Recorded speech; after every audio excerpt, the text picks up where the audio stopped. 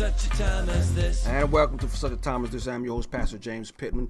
This is the second installment of our series in the book of Revelation. And in this installment, we're going to go over how to read the book of Revelation, or shall I say, how we here at For Such a Time as This will read the book of Revelation. Let's start off. Revelation 3:15. I know your works. You are neither hot nor cold. Would that you were neither hot or cold. So because you are lukewarm and neither hot nor cold, I will spit you out of my mouth. I can't tell you how many times I read that scripture and said, wow, that describes the church today. Wow, that Laodicea, that could be today.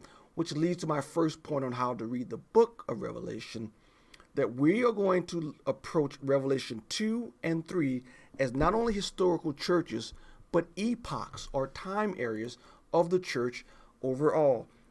Church at Ephesus, as you can see there, time period from AD 30 to 100. That's the apostolic age, where the apostles still roamed the earth. The second one, Smyrna, about 100 AD to 313, Roman persecution. And the second one, Pergamum, about 313 to 600. That's when pagan practices were introduced to the church.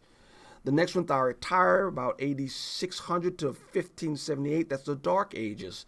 That's when the great whore that had the church commit adultery introduced. That's going to be an interesting topic. Then you have the next one, Sardis, from about 1517 to 1648. That's the Reformation. Philadelphia, 1648 to 1900. That's when a lot of missionary work goes out. And then you have Laodicea. We started off from about 1900 to present day, and that characterizes apostasy.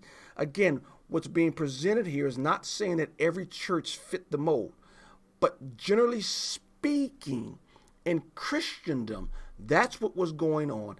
And so there was a good argument as I'm reading this theory, which I ran across like 3 years ago. I'm reading this theory and I'm saying, But the guy makes an argument. He says this. He says, what if one would switch with 3? An order that was given? Or what if 2 was switched with 4? Or what if 7 was switched with 5? He said it doesn't work. He said, but the fact that you have 7 churches in order, and no one's doubting that they were historical churches, absolutely they were. But not only were they historical churches, the theory says, they were historical churches, but there are also characteristics of the church age, which ends with Laodicea, in which you see, I will spit you out of my mouth. That is Jesus rejecting the church that is now apostatized. And so I'm reading the argument. I was like, that's a good argument. But here's what sealed it for me. Revelation chapter 4. After this. What do you mean after?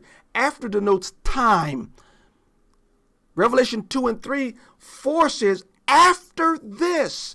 If he's simply speaking about churches at that time, why will he say after? After this I looked, and behold, a door standing open in heaven. And the first voice which I heard speaking to me like a trumpet said, come up here, and I will show you what must take place after this. If he's saying after in the first verse of chapter 4, what is the after he's referring to?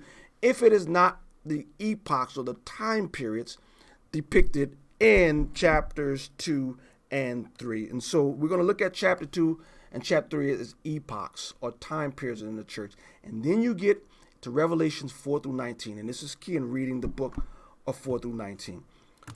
If you try to read the book of Revelation from 4 to 19 linear, which means you start here and it goes here, you will forever be lost. And you will not understand it. But if you look at the book of Revelation, chapters 4 through 19, and you read it from vantage points, right? So it starts here, and then it loops around, and it ends, and it starts over again. And so if you look at, I want you to look at these loops. I call them loops. They're going to be loops, time loops. The first loop is going to be from chapter 4, starting at verse 2, and it goes through 11. The second loop is 5, 1 through 14, and you can see the different loops it starts. Here's what I want to show you. In the first loop, you're always, in all of these loops, you're going to have a somewhat introduction to the scene or an introduction to the loop. So 4:2 reads this: At once I was in the spirit, and behold, a throne stood in heaven with one seated on the throne. That's the opening scene. Think of it as an opening scene to the movie. And then 11, verse 11, ending the first loop. It says this: Worthy are you, O Lord and God, to receive glory and honor and power, for you created all things, and by your will they exist and were created. And so it closes that scene, or it closes, that loop. Then you get to the second loop, and then you have another verse that seems to open another scene or another loop. 5:1. Then I saw in the right hand of him who was seated on the throne a scroll written within, and on the back sealed with 7 seals. And so again, it seems like it's opening up another loop or another scene. If you've ever seen the movie Vantage Point, I've seen it a long time ago. I can't even remember the plot. But one of the things that was significant to the movie, and I never forgot, was that it starts off with the assassination of a politician. I think it was a president.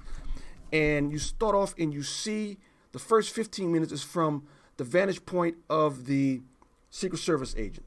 And then after 15 minutes, it starts over again, and pow, it starts off with a shot. The president goes down. And then you see it from the perspective of the senator. And pow, it starts all over again 15 minutes later. And then you see it from the perspective of the first lady.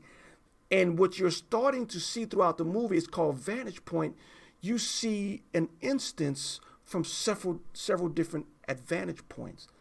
I think that's how the book of Revelation is written. Because as I studied the scrolls, the trumpets, and the bowls of wrath, those are clearly the same incident. But it's repeated 3 different ways from 3 different perspectives. One from this perspective, one from heaven, one from earth, one from a spiritual perspective from God's wrath. And so it's the same incident described from different vantage points. And I think that is how you read the book of Revelation. So within a 7-year period, each loop adds something by which you can drop into the 7-year tribulation from different vantage points. And then from there, we get a more full vantage point of the 7 years, a complete vantage point from different perspectives. Now, if you've got a better way to read Revelation, let me know.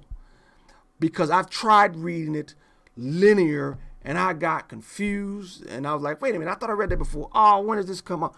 But if you read it from vantage points, one is from the Gentiles, one vantage point is from the Jewish standpoint. I think that's the 4th loop, 3rd or 4th loop. And we're going to go through the loops, and I'm going to explain and start to drop things in the bucket of the 7 years. That is the way we're going to approach the book of Revelation. That is how you read the book of Revelation. And when you do it and you understand it from that way, vantage points, the book of Revelation becomes much more clear. I look forward to going through the book of Revelation with you.